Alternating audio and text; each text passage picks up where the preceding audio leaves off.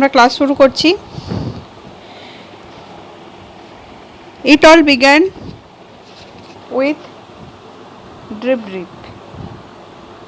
It all began with drip drip. আমরা গল্পটা শুরু করেছিলাম, কিছুটা পড়েছি। আজকে ফার্স্ট যে পোর্শনটা যেটা পড়া হয়েছিল সেখান থেকে এক্সারসাইজটা একটু আলোচনা করে দিই। Activity 1, tick the correct alternatives. Tick the correct alternatives. The tiger took shelter near the house of an old woman, an old man, a neighbor. বাঘটি আশ্রয় নিয়েছিল কার বাড়িতে, কার বাড়ির কাছে? একজন বৃদ্ধ মহিলা, একজন বৃদ্ধ লোক এবং প্রতিবেশী। তিনটের মধ্যে সঠিক উত্তর কোনটা হবে না? আমরা টেক্সটে দেখো এখানটায় পড়েইছি আগে যে tiger was caught in a stone and looking for something to eat. On the outskirts of the village lived an ill-tempered old woman. The tiger huddled in shelter close to the wall of the woman's hut. তাহলে উত্তরটা হবে an old woman. An old woman. The old woman was soft-spoken, ill-tempered, shy. ওই বৃদ্ধ মহিলাটি কীরকম ছিল সেদিন? Soft spoken, ill temper, shy. এটার উত্তর কী হবে? Ill temper. The old woman was ill temper. The tiger thought drip drip was the constant falling of rain, the name of a man, a creature. বাঘটা ভেবেছিল এই drip drip কী? Drip drip তাহলে কী ভেবেছিল বাঘটা? যে নিশ্চয়ই কোনো ভয়ঙ্কর প্রাণী। তাহলে এখানে কোন উত্তরটা হবে?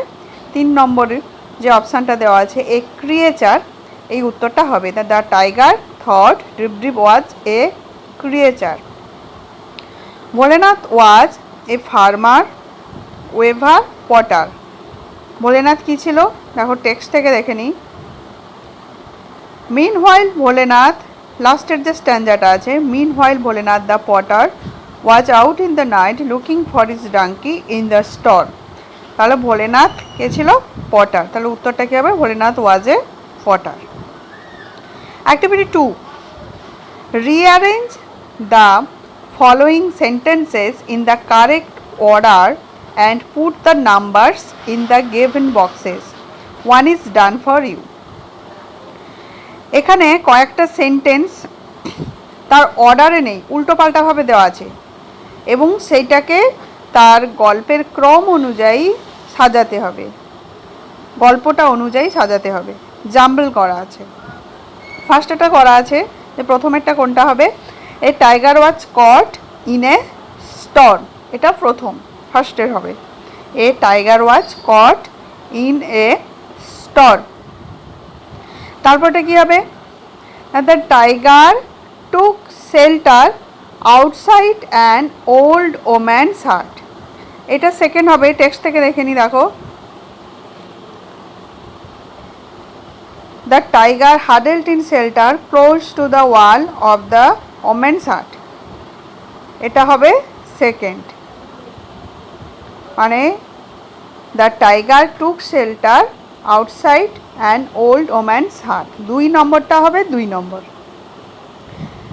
তারপরে টা হবে The old woman was ill-tempered that night. The old woman was ill-tempered that night. এটা টেক্সটের কোন নম্বর মানে প্যারাগ্রাফে? দেখো সেকেন্ড যে স্ট্যান্ডাটা দেওয়া আছে, সরি প্যারাগ্রাফ বলেছে, সেকেন্ড যে স্ট্যান্ডাটা দেওয়া আছে সেখানে আছে, মানে ঠিক তার পরের line, the old woman was feeling very ill-tempered that night. তাহলে 3 নম্বর এটা হবে the old woman was ill-tempered that night. এরপরে কী হবে? She pushed her bed around the room to keep it dry. এই যে এবার 3rd নম্বর স্ট্যান্ডায় আছে, there is no escape from this drip drip, she muttered angrily, pushing her bed around the room to keep it dry. তাহলে সেদিন ill temper ছিল, বদমেজাজি, তার মেজাজটা খারাপ ছিল। তারপরেই হবে যে she pushed her bed around the room to keep it dry. সে তার বিছানাটা শুকনো রাখার জন্য সে একদিক থেকে অন্যদিকে ঠেললো। এরপরে হবে কি, Bholenath was looking for his donkey. Bholenath তার ডাঙ্কিটা মানে গাধাটা খুঁজছিল।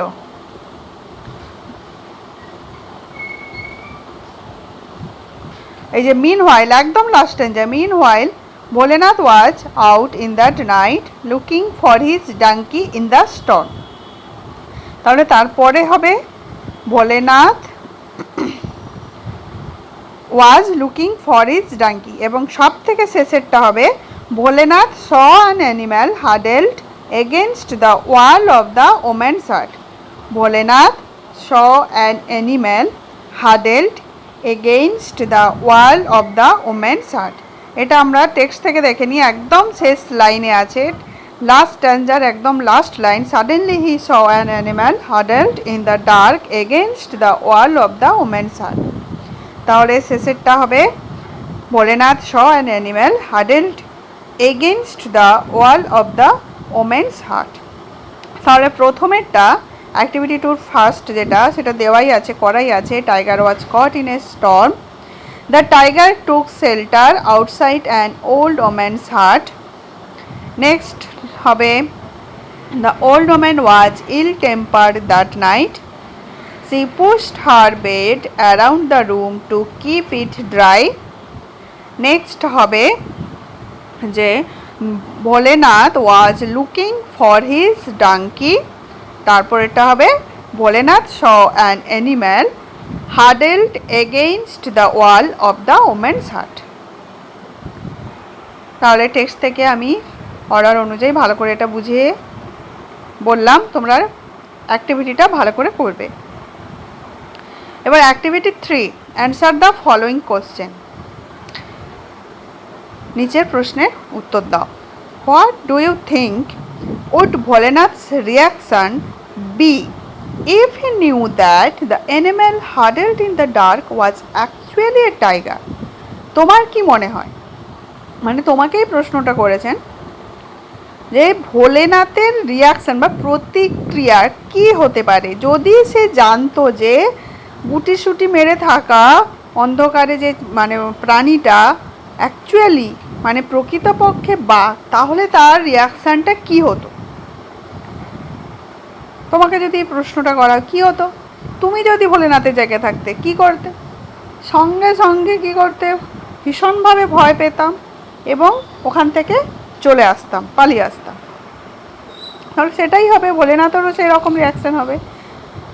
তাহলে উত্তরটা কি হবে না, I think if Bholenath new that the animal huddled in the dark was actually a tiger, he must be afraid and he immediately ran away from that place. সে সঙ্গে সঙ্গে চলে আসতো।